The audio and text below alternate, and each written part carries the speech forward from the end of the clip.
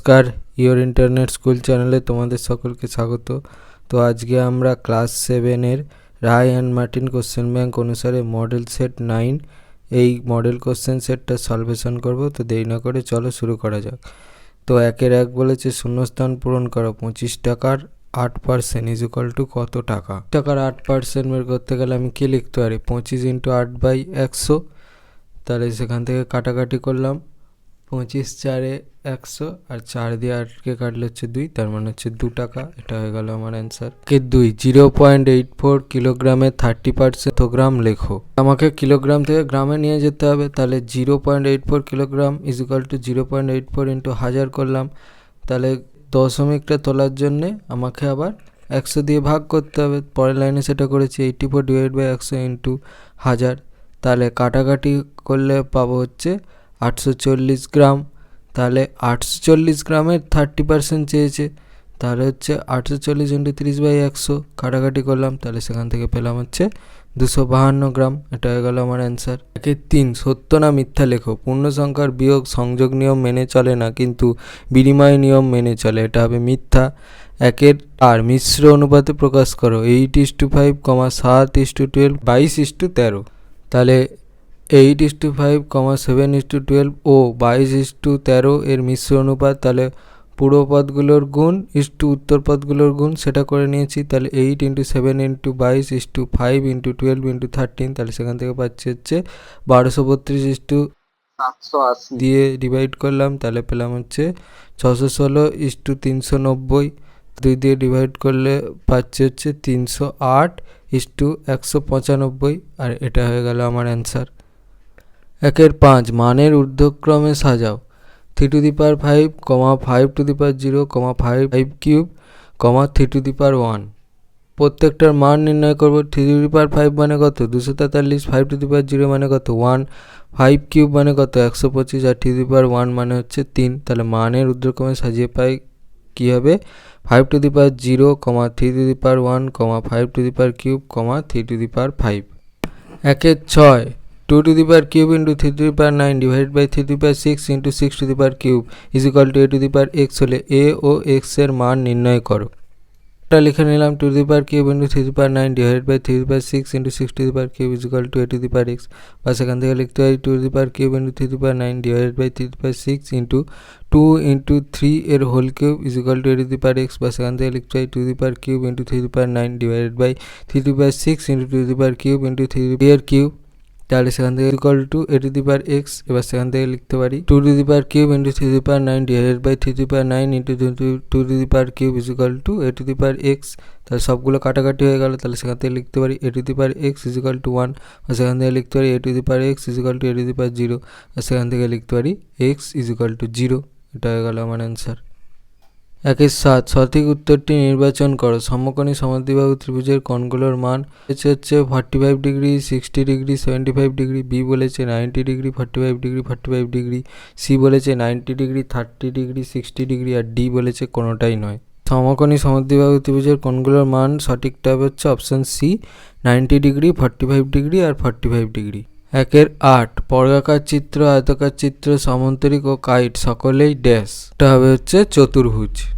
3টি ধনাত্মক পূর্ণ সংখ্যার প্রথম ও দ্বিতীয়টার গুণফল 24, দ্বিতীয় ও তৃতীয়টার গুণফল 48 এবং প্রথম ও তৃতীয়টার গুণফল 32। তাহলে সংখ্যা 3টের গুণফল নির্ণয় করো। তাহলে প্রথম সংখ্যা ইন্টু দ্বিতীয় সংখ্যা ইজ ইকুয়াল টু 24, এটা 1 নম্বর ধরলাম। এবার দ্বিতীয় সংখ্যা ইন্টু তৃতীয় সংখ্যা ইজ ইকুয়াল টু 48, এটা 2 নম্বর ধরলাম। আবার প্রথম সংখ্যা ইন্টু তৃতীয় সংখ্যা ইজ ইকুয়াল টু 32, এটা 3 নম্বর ধরলাম। তাহলে প্রথম সংখ্যা স্কোয়ার ইন্টু দ্বিতীয় সংখ্যা স্কোয়ার ইন্টু তৃতীয় সংখ্যা স্কোয়ার ইজ ইকুয়াল টু কী লিখতে পারি, 24 ইন্টু 48 ইন্টু 32। বা সেখান থেকে লিখতে পারি প্রথম সংখ্যা ইন্টু দ্বিতীয় সংখ্যা ইন্টু তৃতীয় সংখ্যার whole square is equal to 24 into 48 into 32। বা সেখান থেকে লিখতে পারি প্রথম সংখ্যা ইন্টু দ্বিতীয় সংখ্যা ইন্টু তৃতীয় সংখ্যা is equal to √24 into 48 into 32। তাহলে সেখান থেকে লিখতে পারি 2 into 2 into 2 into 3 into 2 into 2 into 2 into 2 into 3 into 2 into 2 into 2 into 2 into 2। তাহলে সেখান থেকে লিখতে পারি 2 into 2 into 2 into 2 into 2 into 2 into 3 তাহলে সেখান থেকে লিখতে পারি 192। সংখ্যা তিনটি যথাক্রমে প্রথম সংখ্যা হচ্ছে 192 ডিভাইড বাই 48, তার মানে হচ্ছে 4। দ্বিতীয় সংখ্যা হচ্ছে 192 ডিভাইড বাই 32, তার মানে হচ্ছে 6। আর তৃতীয় সংখ্যা লিখতে পারি 192 ডিভাইড বাই 24 ইকুয়াল টু 8। তাহলে সংখ্যা তিনটি যথাক্রমে 4, 6, 8। এটা হয়ে গেল আমার অ্যান্সার। 2 একটা বন্যাত্রাণ শিবিরে 4000 জনের 190 দিনের খাবার মজুদ আছে। 30 দিন পর 800 জন অন্যত্র চলে গেলেন। যারা রয়ে গেলেন অবশিষ্ট খাদ্যে তাদের আর কতদিন চলবে? এখানে বলেছে অঙ্কটাতে সমানুপাতের নিয়ম প্রয়োগ করে নির্ণয় করতে হবে। গণিতের ভাষায় সমস্যাটি হলো লোক সংখ্যা জনে আর মজুদ খাবারের দিন সংখ্যা। লোক সংখ্যা 4000, মজুদ খাবারের দিন সংখ্যা হচ্ছে 190 মাইনাস 30 মানে 160। তাহলে লোক সংখ্যা 4000 মাইনাস 800 ইকুয়াল টু 3200।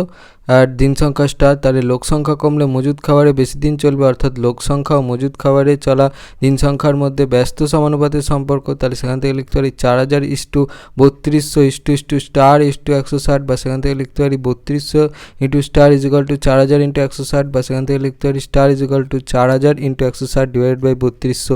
কাটাকাটি করলাম, তাহলে পেলাম 200। অতএব স্টার ইজ ইকুয়াল টু 200। তাহলে অতএব অবশিষ্ট খাদ্যে তাদের আর 200 দিন চলবে। 3 শিবাজি সংঘের ক্লাবে যতজন সদস্য আছে প্রত্যেকে সদস্য সংখ্যার 5 গুণ টাকা দিয়েছে। তাহলে মোট 1,15,205 টাকা চাঁদা উঠলে ক্লাবের সদস্য সংখ্যা কতজন? ধরি ক্লাবের সদস্য সংখ্যা সমান x, তাহলে প্রত্যেকে চাঁদা দিয়েছে 5 into x is equal two 5x। তাহলে মোট চাঁদা হচ্ছে 5x into x is equal two 5x square. তাহলে প্রশ্ন অনুসারে লিখতে পারি 5x square is equal to 5,15,205, বা x square is equal to 5,15,205 divided by 5। তাই সেখান থেকে লিখতে পারি x square is equal to 1,03,041 থেকে লিখতে পারি x is equal to root over 1,03,041, বা সেখান থেকে লিখতে পারি x is equal to 3 into 3 into 107 into 107। কীভাবে পেয়েছি সেটা দেখো, সাইডে আমি ভেঙে দেখিয়ে দিয়েছি। তাহলে সেখান থেকে লিখতে পারি x is equal to 3 square into 107। তাহলে সেখান থেকে লিখতে পারি ইজ ইকুয়াল টু 3 ইন্টু 107, বা সেখান থেকে লিখতে পারি এক্স ইজ ইকুয়াল টু 321। অতএব ক্লাবের সদস্য সংখ্যা 321 জন। 2-4 4.5 is to star is to star is to 8 হলে স্টার স্থানের মান নির্ণয় করো। 4.5 is to star is to star is to 8, বা সেখান থেকে লিখতে পারি 4.5 divided by star is equal to star divided by 8, বা সেখান থেকে লিখতে পারি star square is equal to 4.5 into 8, বা সেখান থেকে লিখতে পারি star square is equal to 4.5 into 8 divided by 10। তাহলে একটা তোলার জন্য নিচে 10 দিয়ে ভাগ করলাম, তাহলে সেখান থেকে আমি পাচ্ছি কত? Star is equal to root 36, তার মানে হচ্ছে 6। এটা হয়ে গেল আমার অ্যান্সার। 5 দুটি শরবতের সিরাপ ও জলের অনুপাত 2:5 ও 6:10 কোনটি বেশি মিষ্টি? প্রথম শরবতের সিরাপ ইস্টু জল, সেখান থেকে লিখতে পারি 2:5, তাহলে হচ্ছে 2 ইন্টু 2:5 ইন্টু 2, তার মানে 4:10। তাহলে দ্বিতীয় শরবতের সিরাপ ইস্টু জল হচ্ছে 6:10। তাহলে যেহেতু 6:10 হচ্ছে 4:10 থেকে বড়, তাহলে দ্বিতীয় শরবতটা বেশি মিষ্টি। 2-6 240 মিলিলিটার ডেটল জলে জল ও ডেটলের আয়তনের অনুপাত 1:3। এর সঙ্গে আরও 60 মিলিলিটার জল মেশালে জল ও ডেটলের আয়তনের অনুপাত কত হবে? 240 মিলিলিটার ডেটল জলে জল ও ডেটলের আয়তনের অনুপাত 1:3। ডেটল জলে জলের পরিমাণ হচ্ছে 1 divided by 1 plus 3 into 240 millilitre. তাহলে সেখান থেকে লিখতে পারি 1 ডিভাইডেড 4 ইন্টু 240 মিলিলিটার, তার মানে হচ্ছে 60 মিলিলিটার। তাহলে ডেটল ডেটলের পরিমাণ হচ্ছে 3 divide by 1 plus 3 into 240 millilitre. তাহলে সেখান থেকে লিখতে পারি 3/4 ইন্টু 240, তার মানে হচ্ছে 180 মিলিলিটার। তাহলে আরও 60 মিলিলিটার জল মেশালে জলের পরিমাণ হচ্ছে 60 প্লাস 60 মিলিলিটার, তার মানে 120 মিলিলিটার।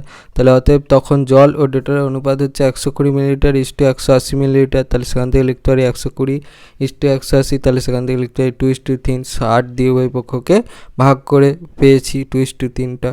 3-1 মান নির্ণয় করো। 2³ into 3⁵ into 16 divide by 3 into 32। অঙ্কটা লিখে নিলাম, তাহলে সেখান থেকে লিখতে হয় 2³ into 3⁵ into 2⁴ divide by 3 into 2⁵, তাহলে সেখান থেকে লিখতে হয় 2³ ইন্টু 3⁵ - 1 ইন্টু 2⁴ - 5, তাহলে সেখান থেকে লিখতে হয় 2³ ইন্টু 3⁴ ইন্টু 2⁻⁻1, তাহলে সেখান থেকে লিখতে পারি 2⁵ - 1 ইন্টু 3 স্কোয়ার ইন্টু 3⁴, তাহলে সেখান থেকে লিখতে পারি 3 2 4। এটা হয়ে গেল আমার অ্যান্সার। 2 সরল করো।